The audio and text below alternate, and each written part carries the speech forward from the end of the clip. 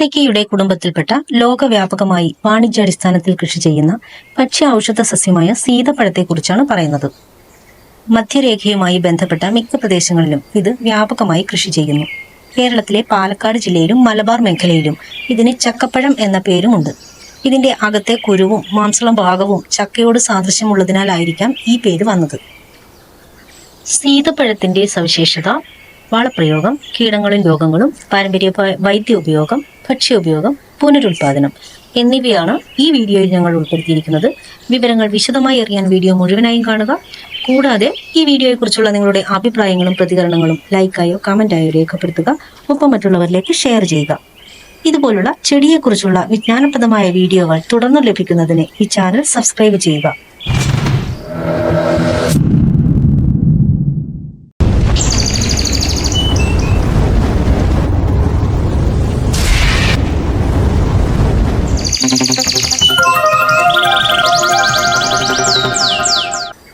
പഞ്ചസാര ആപ്പിൾ എന്നറിയപ്പെടുന്ന ഭക്ഷ്യയോഗ്യമായ പഴങ്ങൾ കായ്ക്കുന്ന അന്നോനേസി കുടുംബത്തിൽ നിന്നുള്ള നന്നായി ശാഖകളുള്ള ഒരു ചെറിയ വൃക്ഷം അല്ലെങ്കിൽ കുറ്റിച്ചെടിയാണിത്. ഇതിന്റെ ശാസ്ത്രീയ നാമം അന്നോണാസ് ക്വാമോസ. ഈ സ്പീഷീസുകളിലെ മറ്റിനങ്ങളെ അപേക്ഷിച്ച് ഉഷ്ണമേഖല, ഉപോഷ്ണമേഖലാ പ്രദേശത്തെ കാലാവസ്ഥയിൽ നല്ല രീതിയിൽ വളരുന്ന ഒരിനമാണ്. ഇത് ഇന്ന് ക്യൂബയിലെ പ്രിയപ്പെട്ട പഴമാണ്. വെസ്റ്റ് ഇൻഡീസിലും ഇന്നിത് സാധാരണമാണ്. പല രാജ്യങ്ങളിലും ഇത് വീട്ടുമുറ്റത്ത് ഒരു ഫലവൃക്ഷമായി വളർത്തുന്നു. അതുകൊണ്ട് തന്നെയാണ് ഈ ഇനം ഇന്ന് വ്യാപകമായി വാണിജ്യാടിസ്ഥാനത്തിൽ കൃഷി ചെയ്യുന്നത്. ഇന്തോനേഷ്യ, തായ്ലൻഡ്, തായ്വാൻ, ചൈന തുടങ്ങിയ വടക്കൻ സുഷോയിൽ വരെ ഇതിന്റെ ചെടികൾ വളരുന്നു. 1950 മുൻപേ ദക്ഷിണാഫ്രിക്കയിൽ ഇത് എത്തപ്പെട്ടു. അമേരിക്കയിലെ തെക്കൻ ഫ്ലോറിഡ വരെയും തെക്കു ബ്രസീലിലെ ബഹിയ വരെയും ഇത് പ്രകൃതിദത്തമായി തന്നെ കാണപ്പെടുന്നു. ചില പ്രദേശങ്ങളിൽ ഒരു അധിനിവേശ സസ്യം കൂടിയാണിത്. വെസ്റ്റ് ഇൻഡീസ്, തെക്ക് മധ്യ America, Ecuador, Peru, Brazil, India, Mexico, Bahamas, Bermuda, Egypt എന്നിവിടങ്ങളിൽ ഇന്ന് ഇത് വാണിജ്യാടിസ്ഥാനത്തിൽ കൃഷി ചെയ്യുന്നു. 1996 മുതൽ 1999 വരെ ഇന്തോനേഷ്യയിലെ അംബോണിലും പരിസരത്തും ഈ മരത്തിൽ നിന്നുള്ള വിത്തുകൾ ശേഖരിച്ച്, അതായത് വിവിധ വർഷത്തിലെയും വിവിധ സ്ഥലങ്ങളിലെയും ഇതിന്റെ ഉൽപാദനക്ഷമതയുടെ വർധനവിനായി ഫൈറ്റോ കെമിസ്ട്രി പരീക്ഷണങ്ങൾ നടന്നതായി കണ്ടെത്താൻ കഴിഞ്ഞിട്ടുണ്ട്. ഇന്ത്യയിൽ ഇന്ത്യൻ കൗൺസിൽ ഓഫ് അഗ്രികൾച്ചറൽ റിസർച്ചിന്റെ റിപ്പോർട്ട് പ്രകാരം മഹാരാഷ്ട്ര, ഗുജറാത്ത്, മധ്യപ്രദേശ്, ഛത്തീസ്ഗഡ്, ആസാം, ഉത്തർപ്രദേശ്, ബീഹാർ, രാജസ്ഥാൻ, ആന്ധ്രാപ്രദേശ്, തമിഴ്നാട് എന്നിവിടങ്ങളിൽ അന്നോണ വ്യാപകമായി കൃഷി ചെയ്യുന്നു. ഇന്ത്യയിലെ തെരുവോരങ്ങളിൽ തുടങ്ങി വൻകിട മാളുകളിൽ വരെ ഇന്നിത് കാണാം. ലോക വിപണിയിൽ ഇന്ത്യൻ സീതപ്പഴത്തിന്റെ ഡിമാൻഡ് കൃത്യമായി തിട്ടപ്പെടുത്താൻ കഴിയുന്നില്ലെങ്കിലും ആഭ്യന്തര വിപണിയിൽ വളരെയേറെ സാധ്യതയുള്ള ഒരു ഉൽപ്പന്നമാണിത്. ലോക വിപണിയിലേക്കുള്ള കയറ്റുമതി ഈ കാർഷികോൽപ്പന്നം നേരിടാൻ സാധ്യതയുള്ള ഏറ്റവും വലിയ വെല്ലുവിളി പഴുപ്പെത്തിയാൽ ഇത് പെട്ടെന്ന് മൃദുവാകുന്ന സവിശേഷതയായിരിക്കാം. അതിനെ അതിജീവിക്കാൻ കഴിയുന്ന ഉൽപാദനക്ഷമതയിലുള്ള ചെടികൾ വികസിപ്പിച്ചെടുത്താൽ ഈ കൃഷിക്ക് ഏറ്റവും അനുയോജ്യമായ ഭൂപ്രദേശങ്ങളിൽ ഒന്നായി ഇന്ത്യക്ക് വളരെയധികം നേട്ടങ്ങൾ കൈവരിക്കാൻ കഴിയും. അതോടൊപ്പം അടുത്ത കാലത്തായി ഇതിന്റെ ഇലകളിൽ നിന്നും വേർതിരിച്ചെടുത്ത സുഗന്ധ തൈലവും ഇതിന്റെ കൃഷിക്ക് വളരെയേറെ ജനപ്രീതി നേടിയിട്ടുണ്ട്. അന്നോണ കൃഷിയുടെ മൊത്തം വിസ്തീർണം 40,000-ഓളം ഹെക്ടർ വരും. ഇതിന്റെ ജന്മദേശം കൃത്യമായി കണക്കാക്കാൻ കഴിയുന്നില്ലെങ്കിലും അമേരിക്കയിലെയും വെസ്റ്റ് ഇൻഡീസിലെയും ഉഷ്ണമേഖലാ പ്രദേശങ്ങളാണെന്ന് കണക്കാക്കപ്പെടുന്നു. എങ്കിലും ഇന്ത്യയിലെ പല പ്രദേശങ്ങളിലും പരമ്പരാഗത കാലം മുതൽ തന്നെ ഇത് കണ്ടുവരുന്നു. ഫിലിപ്പീൻസിലെ മനില ഗാലിയനിലെ സ്പാനിഷ് വ്യാപാരികൾ ഇത് ഏഷ്യൻ ഭൂഖണ്ഡത്തിൽ എത്തിച്ചു എന്നും പറയപ്പെടുന്നു. തായ്വാനിലും ഹോങ്കോങ്ങിലും ഇന്ന് ഇതിന്റെ പുതിയ ഇനങ്ങൾ വികസിപ്പിച്ചെടുത്തിട്ടുണ്ട്. സീതപ്പഴവും ചെറിമോയയും തമ്മിലുള്ള സങ്കര ഇനമായ അറ്റമോയ അല്ലെങ്കിൽ പൈനാപ്പിൾ സീതപ്പഴം തായ്വാനിൽ പ്രചാരത്തിലുണ്ട്. 1908 അമേരിക്കയിലാണ് ഇത് ആദ്യമായി വികസിപ്പിച്ചതെങ്കിലും ഇതിന്റെ പേര് സൂചിപ്പിക്കുന്നത് പോലെ പൈനാപ്പിളിനോട് സാമ്യമുള്ള രുചിയാണിതിന്. സാധാരണയായി 3 മുതൽ 8 മീറ്റർ വരെ ഉയരത്തിൽ വളരുന്ന ഒരു ചെറിയ മരമാണ് ഈ ചെടി. ഇലകൾ ഒന്നിടവിട്ട് ലളിതവും ദീർഘവൃത്താകൃതിയിലുള്ള പച്ച നിറത്തിലുള്ളതുമാണ്. ഏകദേശം 5 മുതൽ 17 സെന്റിമീറ്റർ വരെ നീളമുണ്ടിതിന്. 2 മുതൽ 3 സെന്റിമീറ്റർ വരെ വ്യാസമുള്ള സുഗന്ധത്തോടുകൂടിയ ഇളം മഞ്ഞ മുതൽ പച്ച കലർന്ന പൂക്കൾ ഇതിനുണ്ടാകുന്നു. ഈ പൂക്കൾക്ക് മാംസളമായ 3 പുറംദളങ്ങളുണ്ട്. അതിനുള്ളിൽ 3 ആന്തരിക ദളങ്ങളും അടങ്ങിയിരിക്കുന്നു. ഇതിന്റെ പഴങ്ങൾ ഗോളാകൃതിയിൽ നിന്ന് ഹൃദയാകൃതിയോ മുട്ടയോ പോലുള്ള ചെതുമ്പൽ പ്രതലമുള്ളതുമാണ്. ഇത് സാധാരണയായി 5 മുതൽ 10 സെന്റിമീറ്റർ വ്യാസത്തിൽ വരെ വളർന്നു കാണപ്പെടുന്നു. പച്ച കലർന്ന തവിട്ട് നിറമുള്ള ഇതിന്റെ ചില ഇനങ്ങൾ ചർമ്മം പാകമാകുമ്പോൾ മഞ്ഞ നിറമാകുന്നു. ഇതിന്റെ മാംസം വെളുത്തതും ക്രീം നിറമുള്ള നല്ല മധുരമുള്ളതുമാണ്. ഇതിനുള്ളിൽ ധാരാളം വിത്തുകളും അടങ്ങിയിട്ടുണ്ട്. അന്നോണയുടെ മിക്ക ഇനങ്ങളും 20°C മുതൽ 41°C വരെയുള്ള വേനൽക്കാല താപനിലയിലുള്ള ഉഷ്ണമേഖല ഉപോഷ്ണമേഖലാ കാലാവസ്ഥയിലാണ് വളരുന്നത്. 15 ഡിഗ്രിക്കും മുകളിലുള്ള ശൈത്യ താപനിലയിൽ മണ്ണിനോടും തണുപ്പിനോടും സംവേദനക്ഷമതയുള്ള ഒരു ചെടിയാണിത്. 10 ഡിഗ്രിയിൽ താഴെ താപനിലയിൽ ഇതിന്റെ ഇലകൾ പൊഴിഞ്ഞ് ചെടികൾ മരവിക്കുകയും 2 ഡിഗ്രി താപനിലയിൽ ഇത് പൂർണ്ണമായും നശിക്കുകയും ചെയ്യുന്നു. ഇത് മിതമായ വരൾച്ചയെ നേരിടുന്ന ഒരു സസ്യമാണ്. ഏറ്റവും കുറഞ്ഞത് 700 മീറ്റർ വാർഷിക മഴ ഇതിന് ആവശ്യമാണ്. കൂടാതെ വരൾച്ചാ സമയത്ത് പതിവ് നനവും ആവശ്യമാണ്. അത് ലഭിച്ചില്ലെങ്കിൽ വരൾച്ചാ സമയത്ത് നല്ല കായ്ഫലം ഉണ്ടാവില്ല. ഇത് സമുദ്രനിരപ്പിൽ നിന്നും 2000 മീറ്റർ വരെ ഉയരത്തിൽ വളരുകയും എന്നാൽ വരണ്ട കാലാവസ്ഥയിൽ നന്നായി തഴച്ചു വളരുകയും ചെയ്യുന്നു. വസന്തകാല വേനൽക്കാലത്തിന്റെ തുടക്കത്തിലാണ് ഇത് പൂവിടുന്നത്. നൈറ്റി ഡൂലിഡ് വണ്ടുകളാണ് ഇതിൽ പരാഗണങ്ങൾ നടത്തുന്നത്. പൂവിട്ട് 3-4 മാസത്തിനുള്ളിൽ പഴം പാകമാകും. ഇതിന്റെ തൈ നട്ടാൽ 1-2 വർഷത്തിനുള്ളിൽ തന്നെ ഫലം ലഭിക്കും. ചെറുതായി അമ്ലത്വം മുതൽ ന്യൂട്രൽ വരെയുള്ള നല്ല നിർവാർച്ചയുള്ള ഫലഭൂയിഷ്ടമായ മണ്ണിലാണ് ഇത് നന്നായി വളരുന്നത്. ഈ ചെടി വളർത്തുന്നതിന് ഏറ്റവും അനുയോജ്യമായ pH നില 6.5 മുതൽ 7.5 വരെയാണ്. ഈ pH ശ്രേണി ഈ ചെടി പോഷകങ്ങൾ നല്ല രീതിയിൽ സ്വീകരിക്കുന്നതിനും മൊത്തത്തിലുള്ള ആരോഗ്യത്തിനും ഏറ്റവും നല്ലതാണ്. വെള്ളം കെട്ടി നിൽക്കാതിരിക്കാൻ മണ്ണിന് നല്ല ഡ്രെയിനേജ് നൽകണം. അത് ചെയ്തില്ലെങ്കിൽ റൂട്ട് ചീയൽ പോലുള്ള പ്രശ്നങ്ങൾക്കിടയാക്കും. ഈ ചെടി വ്യാവസായിക അടിസ്ഥാനത്തിൽ ഉൽപാദനം നടത്തുകയാണെങ്കിൽ ആരോഗ്യകരമായ വളർച്ചയ്ക്കും ഫലോൽപാദനത്തിനും ആവശ്യമായ പോഷകങ്ങളും വളരുന്ന സാഹചര്യങ്ങളും നൽകാൻ മണ്ണ് വേണ്ടത്ര തയ്യാറായിട്ടുണ്ടെന്ന് ഉറപ്പുവരുത്തേണ്ടത് അത്യാവശ്യമാണ്. ഇതുകൂടാതെ ആരോഗ്യകരമായ വളർച്ചയ്ക്കും ഫലോൽപാദനത്തിനും ഈ ചെടിക്ക് വളപ്രയോഗം നടത്തേണ്ടത് അത്യാവശ്യമാണ്. ഏകദേശം 8-3-9 എന്ന അനുപാതത്തിലുള്ള നൈട്രജൻ, ഫോസ്ഫറസ്, പൊട്ടാസ്യം മിക്സായ NPK സമീകൃത വളം ഈ ചെടിക്ക് നൽകാം. വളം നൽകുമ്പോൾ ഒരു കാര്യം ശ്രദ്ധിക്കുക. ഫോസ്ഫറസ് എന്ന അവശ്യ പോഷകം വളരെ കുറച്ചു മാത്രം ആവശ്യമുള്ള ചെടിയാണിത്. നിങ്ങൾ നൽകുന്ന വളത്തിൽ മൈക്രോ ന്യൂട്രിയന്റുകൾ ഇല്ലെങ്കിൽ magnesium, calcium, iron, zinc, manganese തുടങ്ങിയ സൂക്ഷ്മ പോഷകങ്ങളും നൽകാൻ പ്രത്യേകം ശ്രദ്ധിക്കുക. അതിന് നിങ്ങൾക്ക് കടൽ പയൽസത്ത്, മത്സ്യ എമർഷൻ പോലുള്ള സൂക്ഷ്മ പോഷകങ്ങളാൽ സമ്പുഷ്ടമായ ഓർഗാനിക് പ്രതിവിധികൾ നൽകാം. ഈ ചെടിയുടെ പുതിയ വളർച്ച ആരംഭിക്കുന്നതിന് മുൻപ് എല്ലാ വർഷവും വസന്തകാലത്ത് നിങ്ങൾക്ക് വളം നൽകാം. അമിത വളപ്രയോഗം ഒഴിവാക്കുക. കാരണം അമിതമായ പോഷകങ്ങൾ അസന്തുലിതമായ വളർച്ചയ്ക്കോ കീടത്തിന്റെയും രോഗത്തിന്റെയും ആക്രമണത്തിനോ ഒക്കെ ഇരയാകാം. വളം പ്രയോഗിക്കുമ്പോൾ മരത്തിന്റെ ചുവട്ടിൽ തുല്യമായി വിതറുക. വളം നൽകുമ്പോൾ ചെടിയുടെ തണ്ടുകളും ഇലകളുമായിട്ടുള്ള സമ്പർക്കം ഒഴിവാക്കുക. പോഷകങ്ങൾ മണ്ണിലേക്ക് തുളച്ചു കയറാനും വേരുകളിൽ എത്താനും ചെടിയുടെ ചുവട് നന്നായി നനയ്ക്കുക. ജൈവവളമാണ് നൽകുന്നതെങ്കിൽ കമ്പോസ്റ്റോ അഴുകിയ ജൈവപദാർത്ഥങ്ങളോ നൽകാം.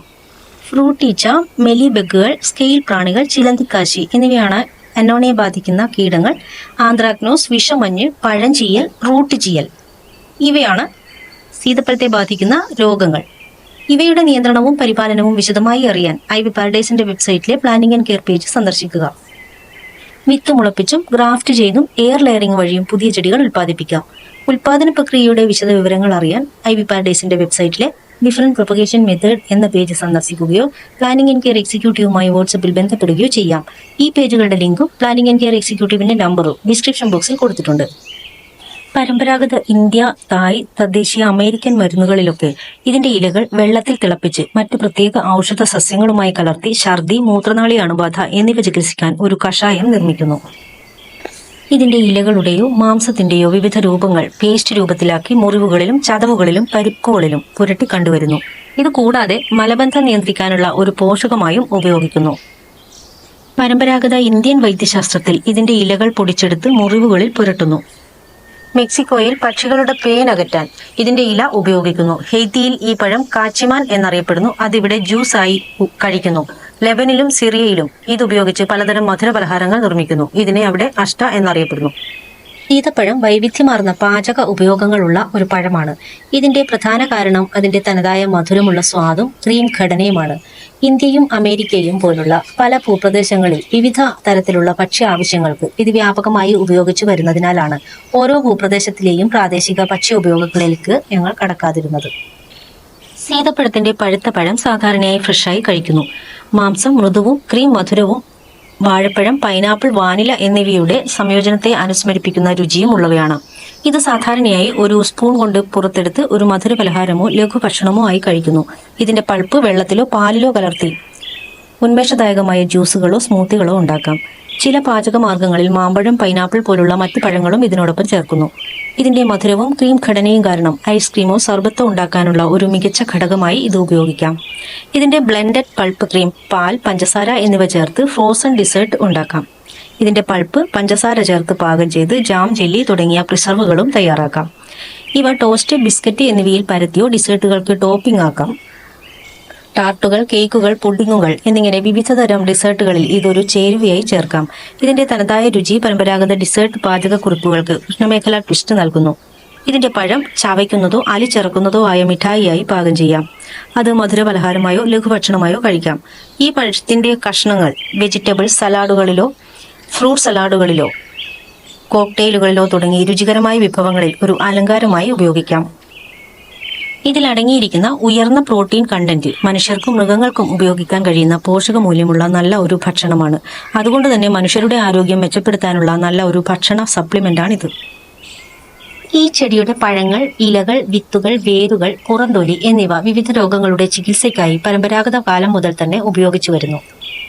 ഇന്ത്യ, വിയറ്റ്നാം, മലേഷ്യ, ലാവോസ് തുടങ്ങിയ ഉഷ്ണമേഖലാ ഉപോഷ്ണമേഖലാ രാജ്യങ്ങളിൽ പരമ്പരാഗതമായി ഇത് ഹൃദയ സംബന്ധമായ പ്രശ്നങ്ങൾ, ഛർദി, വിര, അണുബാധ, പനി, ബോധക്ഷയം, രക്തസ്രാവം, മലബന്ധം, ഡിസൂറിയ എന്നിവയുടെ ചികിത്സയ്ക്കായി ഉപയോഗിച്ചിരുന്നു. ഔഷധ ഗുണങ്ങൾക്ക് പുറമെ ധാരാളം പോഷക ഗുണങ്ങളും ഉള്ളതാണ് ഈ ചെടി. ഇതിലടങ്ങിയിരിക്കുന്ന പോഷകങ്ങൾ കലോറി, കൊഴുപ്പ്, protein, carbohydrate, fibre, calcium, potassium, phosphorus, ഇരുമ്പ്, magnesium, sodium, vitamin A, vitamin C, vitamin ബി6, നിയാസിൻ, റിബോഫ്ലോബിൻ, തയാമിൻ, ഫാറ്റി ആസിഡുകൾ, ട്രിപ്റ്റോഫാൻ, മെത്തിയോനിൻ, ലൈസിൻ ഇത്രയും അവശ്യ പോഷകങ്ങൾ ഇതിലടങ്ങിയിട്ടുണ്ട്. ഇതിന് സ്തനാർബുദ വിരുദ്ധ ഗുണങ്ങളുണ്ട്. സ്തനാർബുദ കോശങ്ങൾക്കെതിരെ സൈറ്റോടോക്സിക്, ആന്റി പോളിഫറേറ്റീവ് ഇഫക്റ്റുകളും കാണിക്കുന്നു. ഇത് പതിവായി കഴിക്കുന്നത് രക്തസമ്മർദ്ദം കുറയ്ക്കും. ഇതിൽ ആന്റി ഇൻഫ്ലമേറ്ററി ഗുണങ്ങളുള്ള സംയുക്തങ്ങൾ അടങ്ങിയിട്ടുണ്ട്. ഇത് ശരീരത്തിലെ വീക്കം കുറയ്ക്കും. ഇതിന്റെ നാരുകൾ രക്തത്തിലെ പഞ്ചസാരയുടെ അളവ് നിയന്ത്രിക്കുകയും ഇൻസുലിന്റെ സംവേദനക്ഷമത മെച്ചപ്പെടുത്താനും സഹായിക്കും. അതുപോലെ ആന്റി ഓക്സിഡന്റ്, ആന്റി മൈക്രോബയൽ ഗുണങ്ങൾ, അതായത് ശരീരത്തിന് ദോഷകരമായ സൂക്ഷ്മജീവികളെ തടയാനുള്ള കഴിവ്, ആന്റി പൈററ്റിക്, അതായത് പനി കുറയ്ക്കാനുള്ള കഴിവ്. അതുപോലെ ഇതിന്റെ വിത്ത് പൊടിച്ച് ഉപയോഗിക്കുന്നത് തലയിലെ പേൻ കളയാനുള്ള ഒരു മാർഗമാണ്. ഇത് തലയോട്ടിയിൽ നിന്നും പേനിനെ ഉന്മൂലനം ചെയ്യാൻ സഹായിക്കും.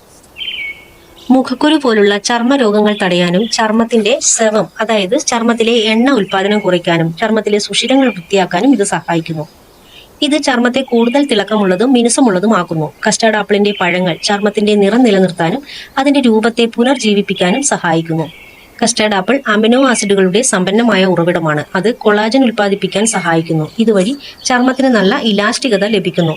അതുകൊണ്ട് തന്നെ പല സൗന്ദര്യവർദ്ധക വസ്തുക്കളിലും ഇന്ന് ഇത് ഉപയോഗിക്കുന്നു. കരൾ കോശങ്ങളുടെ അവസ്ഥയെ ചികിത്സിക്കാനും മെച്ചപ്പെടുത്താനും കഴിയുന്ന ഹെപ്പറ്റോ പ്രൊട്ടക്റ്റീവ് ഏജന്റായും ഇതിന്റെ ഇലയുടെ സത്ത് ഉപയോഗിക്കാം. ഇതിൽ കരളിന്റെ ആരോഗ്യത്തിന്റെ നല്ല ഫലങ്ങൾ കാണിക്കുന്ന ചില ഘടകങ്ങൾ ഈ സത്തിൽ അടങ്ങിയിരിക്കുന്നു. ഇതിന്റെ കുരുവിൽ നിന്നും വേർതിരിച്ചെടുക്കുന്ന എണ്ണ മുടിയുടെ വളർച്ചയെ സഹായിക്കുന്നു.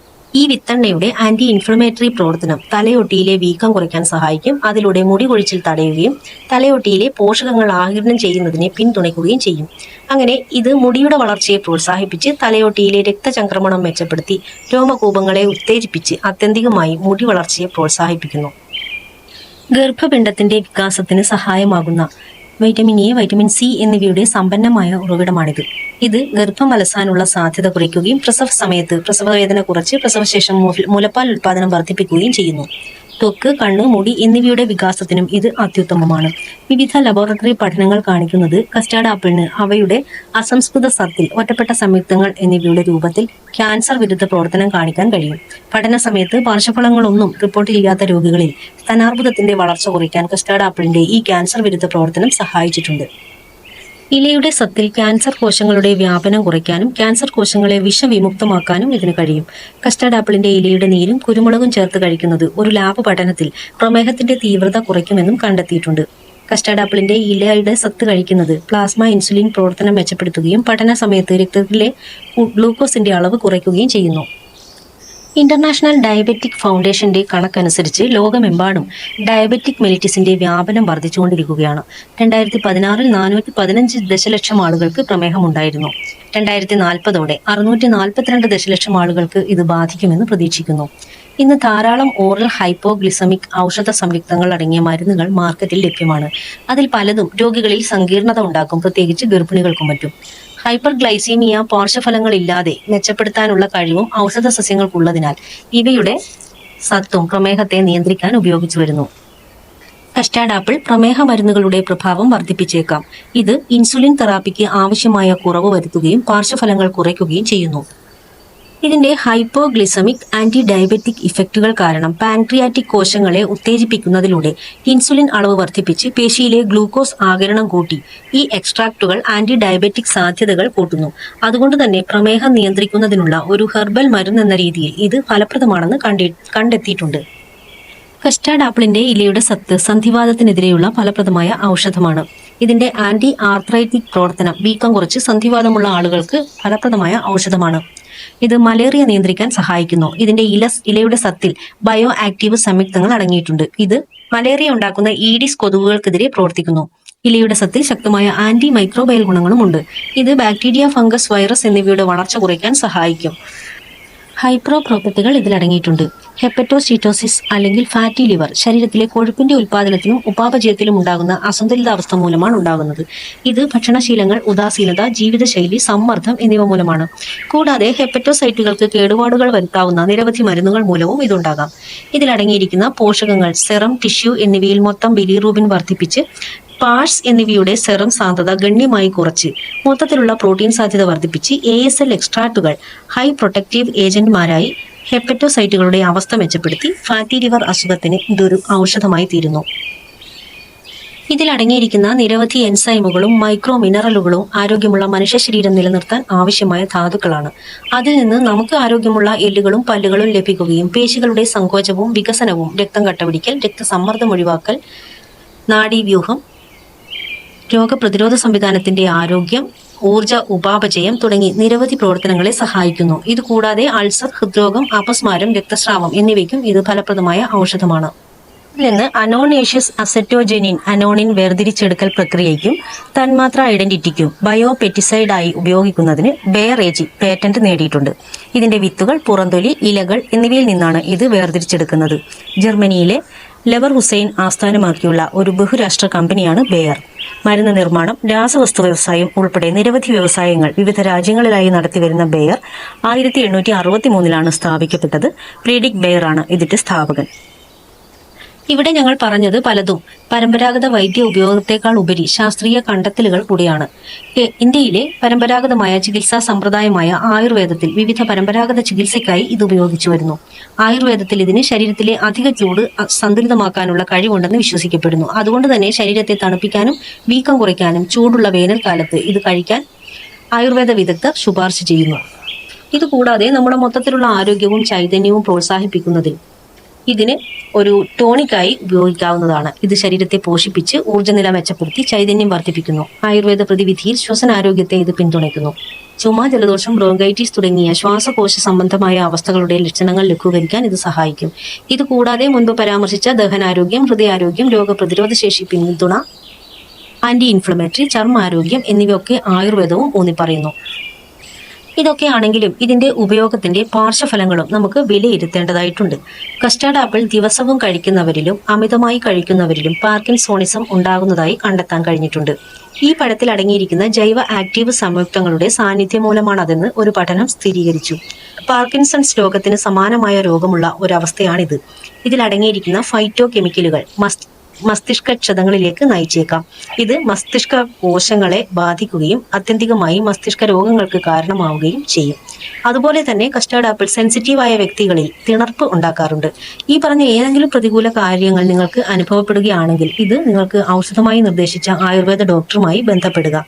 സീതപ്പഴം ശുപാർശ ചെയ്യുന്ന അളവിൽ കഴിക്കുകയാണെങ്കിൽ അത് പൊതുവെ സുരക്ഷിതമാണെന്ന് കണക്കാക്കാം. എന്നിരുന്നാലും ഇത് കഴിക്കുമ്പോൾ പൊതുവായ മുൻകരുതലുകൾ പാലിക്കേണ്ടതായിട്ടുണ്ട്. ഗർഭാവസ്ഥയിൽ സീതപ്പഴം കഴിക്കുന്നതിന്റെ പ്രതികൂല ഫലത്തെക്കുറിച്ചും മതിയായ വിവരങ്ങൾ ലഭ്യമല്ല. അതിനാൽ സുരക്ഷിതവും മിതമായ അളവിലും മാത്രം കഴിക്കുക. കുട്ടികൾ ഈ പഴത്തോട് സെൻസിറ്റീവ് ആയതിനാൽ ആരോഗ്യ പ്രശ്നങ്ങൾ ഇല്ലാതിരിക്കാൻ മുൻകരുതൽ എടുക്കേണ്ടതായിട്ടുണ്ട്. അതുകൊണ്ട് തന്നെ കുട്ടികൾ ഇത് അമിതമായി കഴിക്കുന്നത് ഒഴിവാക്കേണ്ടതാണ്. ഇതൊക്കെ പറയുമ്പോഴും ലോകമെമ്പാടുമുള്ള ഉഷ്ണമേഖല, ഉപോഷ്ണമേഖലാ പ്രദേശങ്ങളിൽ ഇതിന്റെ വ്യാപകമായ കൃഷിയും ജനപ്രീതിയും സ്വാദിഷ്ടമായ പഴങ്ങൾക്കു മാത്രമല്ല അലങ്കാര ഔഷധ ഗുണങ്ങൾക്കും വിലമതിക്കപ്പെട്ടിരിക്കുന്നു. ഇവിടെ നിങ്ങൾക്ക് അറിയുന്നതും അറിയാത്തതുമായ ധാരാളം സവിശേഷതകൾ വിശദമായ പഠനത്തിന് ശേഷം ഞങ്ങൾ നിങ്ങളുടെ മുന്നിൽ അവതരിപ്പിക്കുന്നു. ഓരോ ചെടിയുടെയും മണ്ണിന്റെ ഘടനയും pH ലെവലും പറയുന്നുണ്ട്. അത് നിങ്ങളുടെ മണ്ണിന്റെ pH ലെവലുമായി താരതമ്യം ചെയ്ത് ഞങ്ങൾ പറയുന്ന വളപ്രയോഗത്തിന്റെ അളവിലും ക്രമത്തിലും ഓരോ പ്രാദേശിക സ്ഥലത്തെ കാലാവസ്ഥയും മണ്ണിന്റെ ഘടനയും അനുസരിച്ച് വ്യത്യാസങ്ങൾ വരുത്തേണ്ടതായിട്ടുണ്ടാവാം. അതിന് ഐവി പാരഡൈസിന്റെ പ്ലാന്റിംഗ് ആൻഡ് കെയർ എക്സിക്യൂട്ടീവുമായി ബന്ധപ്പെടുകയോ നിങ്ങളുടെ നാട്ടിലുള്ള പരമ്പരാഗത കൃഷിമാർഗ്ഗങ്ങൾ അവിടെയുള്ള പരമ്പരാഗത കൃഷിക്കാരിൽ നിന്നും വിവരങ്ങൾ ശേഖരിച്ച് ചെയ്യുകയോ ചെയ്യാം. അതിലുപരി പരമാവധി പ്ലാന്റുകൾ കണ്ടെത്തി അത് നിങ്ങൾക്ക് മുന്നിൽ എത്തിക്കാനും ശ്രമിക്കുന്നു. അപൂർവങ്ങളായ ധാരാളം ചെടികൾ ഐവി പാരഡൈസിന്റെ ഷോപ്പിംഗ് സൈറ്റിൽ ലഭ്യമാണ്. അവ സൈറ്റിൽ നിന്നോ ഈ വീഡിയോയിൽ പറയുന്ന വാട്സപ്പിൽ ബന്ധപ്പെട്ടോ വാങ്ങാവുന്നതാണ്. ആർട്ടിക്ക ചെടിയെക്കുറിച്ചുള്ള ഈ വീഡിയോ നിങ്ങൾക്ക് ഇഷ്ടപ്പെട്ടെങ്കിൽ നിങ്ങളുടെ അഭിപ്രായങ്ങളും പ്രതികരണങ്ങളും ലൈക്കായോ കമന്റായോ രേഖപ്പെടുത്തുക. ഒപ്പം മറ്റുള്ളവരിലേക്ക് ഷെയർ ചെയ്യുക. ഇതുപോലുള്ള ചെടിയെക്കുറിച്ചുള്ള വിജ്ഞാനപ്രദമായ വീഡിയോകൾ തുടർന്നും ലഭിക്കുന്നതിന് ഈ ചാനൽ സബ്സ്ക്രൈബ് ചെയ്യുക.